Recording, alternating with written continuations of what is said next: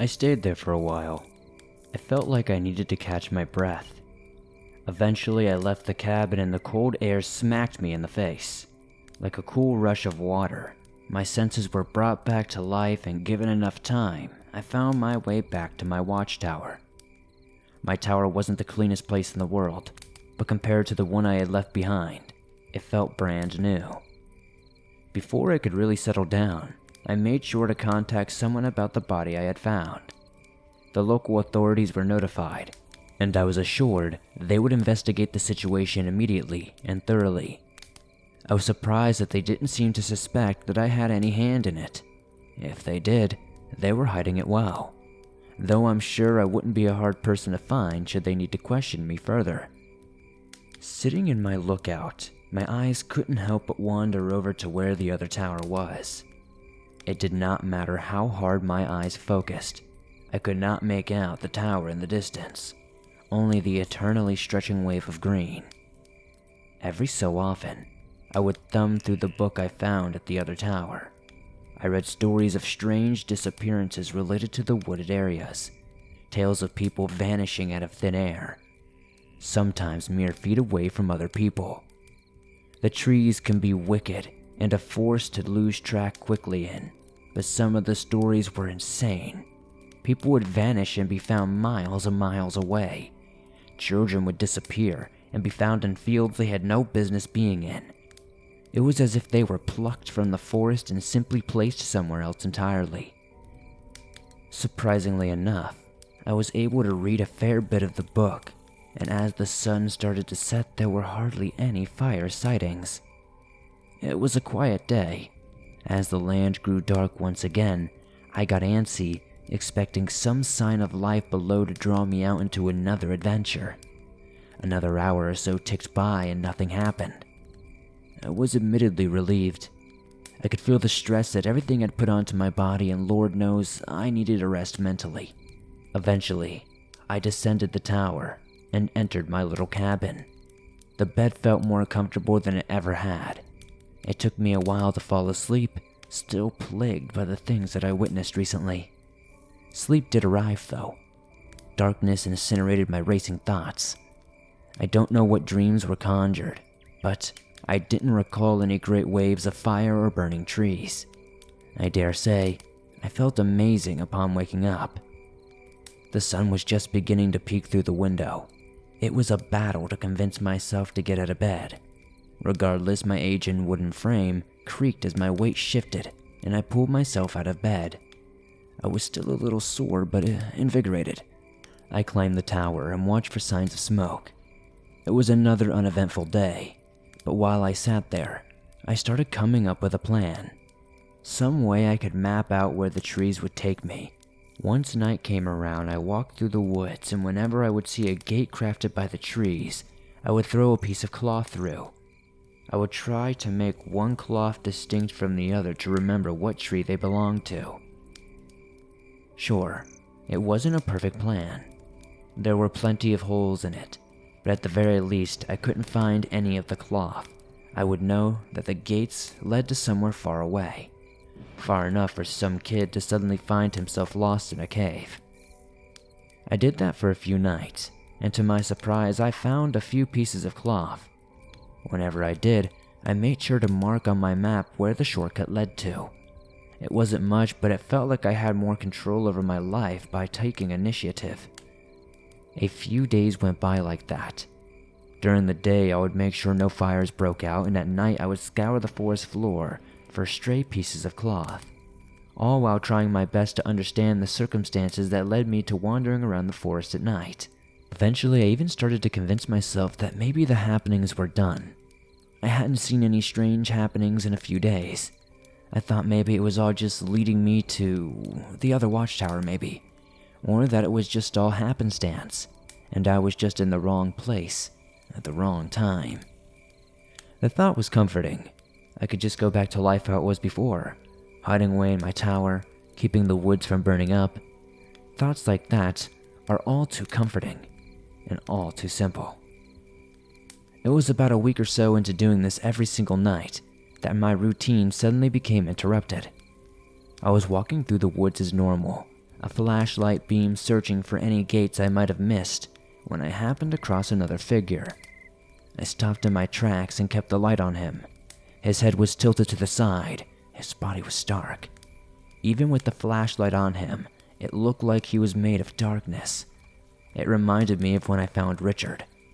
The man stood there basking in my light. Around me I could hear the foliage being compressed and shifted around. Moving my flashlight towards the intrusion, I found similar figures. Skin turned to the color of soot, slowly surrounding me on all sides. I should have been more scared, sure, but from what I saw, none of them were armed, and I was. When they all halted their steps, I returned my light to the man standing before me, who had since turned to face me. I got a good look at his face, and it was enough to strike a little fear in me. There was hardly anything left that resembled a human face. No features that I could pick out and identify with. His face had been so scorched, I could almost see the embers still burning under his skin. It was rugged, dark, and twisting. He and the others around me were wearing masks, etched onto them by a flame. The more I stared at the man, who stood motionless in my direction, the more the twisting scars resembled bark on dying trees. If I didn't blink often enough, the man would start to meld with the world behind him. "You are close now." I couldn't see the man's mouth moving, yet the voices were very clearly coming from him. His voice was shaky and full of bass like the voice I had heard in my dream. Then he took a step towards me. I could hear the leaves around me shifting as the others mimicked his movement. My heart raced and I quickly raised my gun and pointed the barrel at the man in front of me. Checking my peripherals, I made sure the others weren't trying to make a move on me. I tried to keep my head cool, but the gravity of the situation was starting to fold in on me. They all stopped, each twisted mockery of a human, every smoldering, desecrated figure still as statues around me. I kept the rifle held up high as I tried to slow my breathing. I could feel the gun rattling in my hand. It was shaky, but I was close enough. I didn't want to shoot if I didn't have to. Sure, I could have taken down one or two, but if the others rushed me, I would be in a bad way. There were at least 8 of them around me, with no certain means of escape. "It's almost time for you to cleanse us," he spoke once more. My mind flashed to the dream, the wave of fire, how the heat felt against my face. I briefly remembered Richard's watchtower, and the words burned into the map. My fear was beginning to dissipate, being replaced by another set of emotions. As I imagined the dream, I could see the waves sweeping the lands and engulfing my wife and our newborn. I could see the fire licking away at their skin, turning them to ash and scarring their skin until they were completely unrecognizable. My fingers wrapped around the grip of my rifle as a hot rage welled up. My foot moved of its own volition, and my finger flipped the safety off. The gun shaking halted. My teeth would have broken if I clenched them any harder. "That's enough." The sound of my own voice shocked me. I didn't hear myself too often when I'm out on watch. It was rougher than I remembered it being. "What is all of this?" I shouted. I could hear my voice bouncing through the trees. "What's all this shit?" Beads of spit left my mouth as the volume drew up. I could feel my heart pounding as my face went red. Their bodies seemed to react to my voice. Like magma was flowing under their skin. I would see hues of red pulse when I spoke. "Who are you?" I demanded, stern hands aimed for the stranger's head. The shape stepped back. Once again, the sounds of leaves and dirt shifting alerted me as the others were moving in unison, but this time they were walking away. I shouted, trying to get their attention, as I swiveled to aim at them. They just weren't paying me no mind, and this was making me so angry. My attention quickly returned to the one who spoke to me, when he started retreating further as well. My footsteps advanced to match his. "Don't run away now," I prodded. Turning his back to me, the figure wasn't fazed in the slightest by my threats. Instead, he continued to walk even as I yelled after him. Anything I could say to try to get him to speak again. Just as I thought he was turning with intention to face me, he stepped behind a tree, and I moved my rifle to the other side, waiting for him to emerge from behind it. I stood still for a moment before it dawned on me. I cursed at myself and hurried to where the figure stepped behind the tree. And I moved my rifle to the other side of it, waiting for him to emerge from behind it. I stood still for a moment before it dawned on me. I cursed at myself and hurried to where the figure stepped behind the tree. Sure enough, the limbs of the tree were twisted and arched over to the next. It was a shortcut. I couldn't hear anything other than my own breathing. They must have all taken shortcuts. I thought about entering after him, but my mind whirred to the possibility that they would be waiting for me on the other side, ready to ambush me. Going back and forth in my mind on whether to follow, I felt my chest tighten up and the hairs on my arms stand. Just as I exhaled, an enormous shape emerged from the shortcut and ran into me. It felt like getting hit by a bus. My shoulder smacked a nearby tree, and as I went spiraling through the air, after a second or two of flight, I landed on the thankfully forgiving soil. I could already tell my shoulder was going to have a nasty bruise. Other than that, I was trying my best to get some air back in my lungs even though my body resisted. When I was mobile enough, I inched my way over to the tree and rested my back against it. Ignoring the pain radiating in my shoulder as best as I could, I pulled the rifle up and aimed it at the darkness before me. I sat and waited for any sign of movement from what had hit me. The ground I was still laying on seemed to vibrate, and I could hear a low hum coming from the sound from the shroud. When I saw it, two silver saucer eyes peering at me through the trees. The eyes rested at nearly double my height. Its form shifted back and forth, eyes scanning through the trees trying to locate where it had thrown me. I was too afraid to make a move. Thankfully, the strap kept my gun at my side, but my flashlight had been thrown clear from me. I couldn't even navigate the woods if I wanted to run. I would surely run face first into a tree during my panic. I made slow and cautious movements toward the beam of light, laying on the ground. My first course of action was to grab the light. As I drew closer, my eyes staring at the light, I saw the creature's hand slam down into the beam, casting a shadow against the tree. It was large enough to palm my head. Its fingers were stiff and twisting. Strands wrapped around its fingers. It almost looked like old wound-up chain link fencing. It was dark though, like the burned flesh of the figures I saw moments ago. I halted my breath and went still again as I hear the thing huffing around, trying to catch sight of me. My body was covered in dirt from the fall, and I could only assume it was masking my scent enough to hide me. Looking up, I remembered the creature that chased me when I saw those kids immolate themselves. Its eyes were much the same. Soon the beast gave up where it was searching and moved on, leaving me free to grab the flashlight. I didn't think the thing was attracted to light, as it would have gone immediately for the flashlight instead of wandering around. I took the opportunity to raise the flashlight to get a better look at its body. It was starting to walk away from me, so I didn't think I would have another chance, and curiosity was burning a hole through me. The wiry nature that made up the creature's hand was consistent throughout the rest of its body. It looked like a mass of old, rusted wire fencing molded into the shape of a creature, though the wire did appear more organic the longer I looked at it. Each strand seemed like it could move independent from the rest of its body. The wires twisted and shaped into a bipedal being that hunched over, its arms seeming to hold more weight than the legs did. The legs almost seemed more like tree trunks, wires sprouting out and digging into the soil like roots. It started to shift towards me, and I heard the humming again. It appeared like the noise was just created by the wires rubbing against each other. I slowly rose to my feet as its gaze scanned, and I pulled myself behind a tree trying to hide from its sight. I could hear it moving closer to the tree. When I halted just on the other side of it, I could see the light its eyes were giving off, creating soft shadows on the ground. Trying to keep my breath quiet, I hoped it would pass. Instead, I felt something rub up against the shoulder that was injured.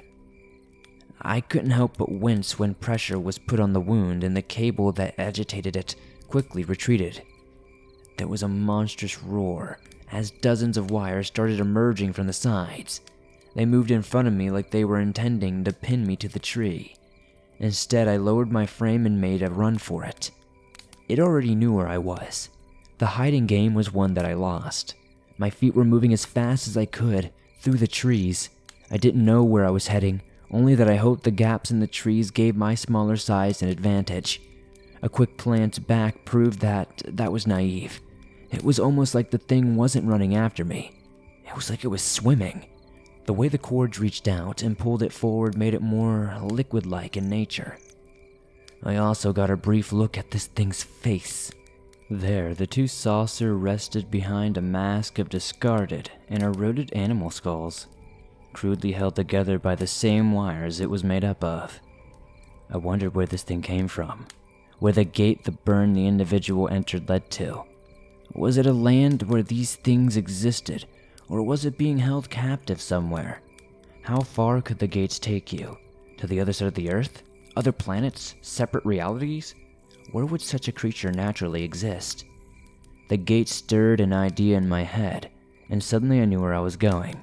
Could vaguely make out my tower in the distance, and after figuring out where I must be, I took a hard right and headed to my destination. My heart was already pumping so fast, and my breathing was getting ragged, not to mention the constant sting my shoulder gave off every time I pumped my arm. Though it was a miracle, I could move as well as I was after taking such a hit. Every time I glanced back at the thing, I was filled with some sort of uncertain horror. It seemed so alien but moved through the forest like it had spent its whole life there.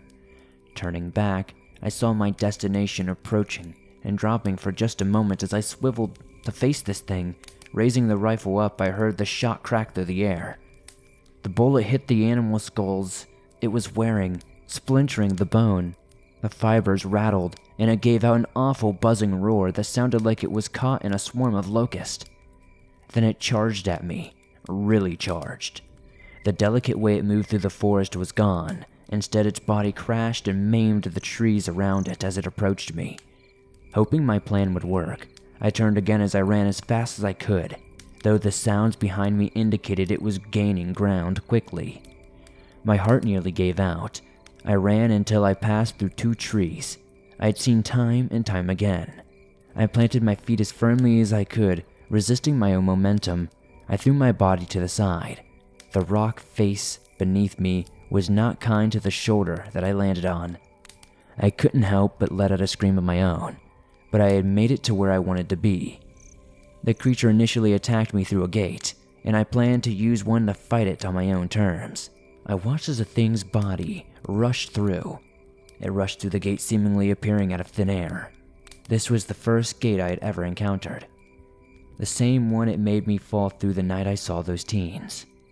It was so strange. This thing's body was so large, and it was moving so recklessly it had no chance to alter its path or know what was coming next. I watched as the thing's momentum carried it right off over the cliff.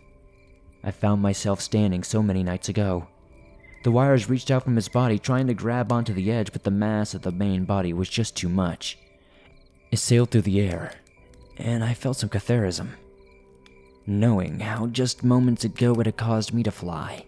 The cliff was high. I had no idea if the height was enough to damage it, let alone kill it. I struggled to sit up so I could watch its form shifting, trying to gain purchase anywhere. My eyes focused as its frame slammed into the top of the trees that gored it like a picket fence. Then the thing's body vanished beyond the canopy. There was a dense scream that emitted from where the impact was. I waited a while, seeing if any movement would occur, but nothing ever came of it. Just the stillness of the forest. Pulling my hand away from my shoulder, I looked at my palm. It looked as if it had been resting over a fire. Putting both my palms side by side, I could clearly see the damage. My left palm looked so aged and scarred it resembled tree bark. From within the scar, I saw drift up a small ember. I watched the spark lift into the night sky until my watchtower became visible again, and I prepared for my long walk home. It's almost time.